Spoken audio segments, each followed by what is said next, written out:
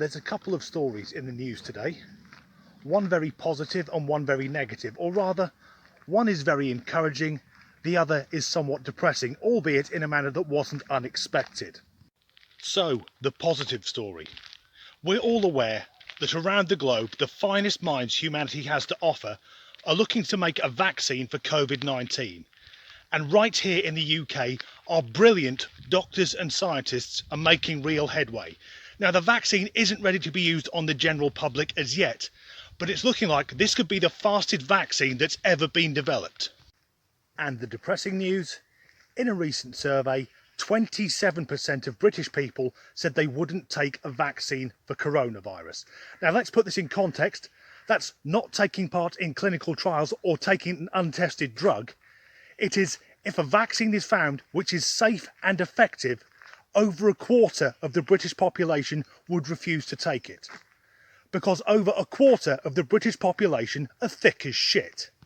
Imagine going to a third world country where people are dying because they can't get clean water and basic sanitation, and saying to them, where I live, they're working on a solution to this virus that's killing hundreds of thousands of people around the world, including people in your country, but if they find a cure, I'm not going to take it because I'd rather talk to conspiracy theorists and shout idiotic fucking ideas around our personal echo chamber.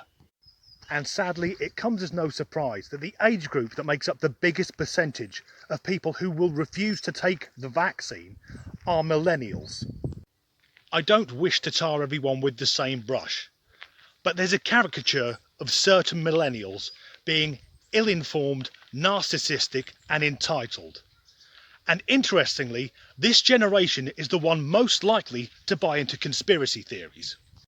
So rather than listening to the informed opinions of doctors and scientists, they would rather listen to Sharon, a 32-year-old single mother who describes herself on Facebook as having a degree in living it large, ranting about something she watched on YouTube at 2 AM whilst coming down off MDMA. Imagine these people in the past, when the polio vaccine was going round. Oh, I'm not taking the vaccine. I've heard it's all a government conspiracy and polio's actually harmless.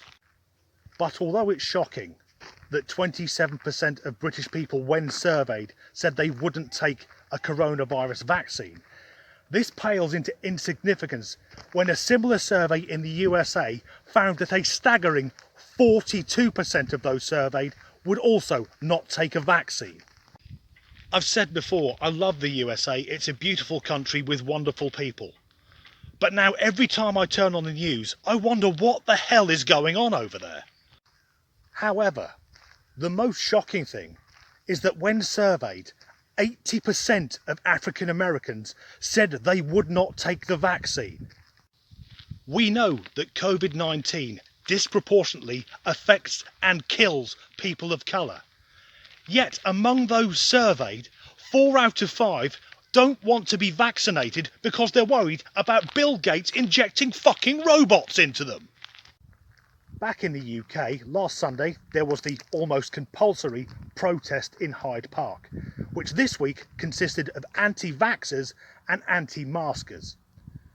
So not an intelligent gathering of people. And their latest idiotic battle cry is they do not wish to be poisoned or tracked. Now, if you're buying face masks which come ready poisoned, shit if you got some enemies. Their concerns about tracking are related to the British government's woefully ineffective track and trace app, which at present can't find 40% of the people it's looking for. But with no sense of irony, these protesters were broadcasting themselves on Facebook Live and uploading videos to TikTok because they're worried about tracking. If you were using social media, you are being tracked every second of the fucking day. Facebook monitors pretty much everything you do on your mobile device. That's why, if you have a look at something on eBay and then log into Facebook, within seconds it's asking, do you want to buy this? And TikTok, the social media platform for the mentally deficient, is even worse. You may have seen the story recently where a computer expert reverse engineered TikTok to see what the app is actually doing. And it comes as no surprise that this app with ties to the Chinese government is riddled with spyware. And not only does it record every keystroke you make, even if you've got the location turned off on your mobile phone and you are logged out of the app, every 5 seconds it pings your phone off the nearest cell towers to triangulate your position. So people are worried about the government tracking them, but they're happy for the Chinese government to do it. Imagine these protesters who were against vaccines and masks back in history, in World War I, when there was mustard gas flying everywhere.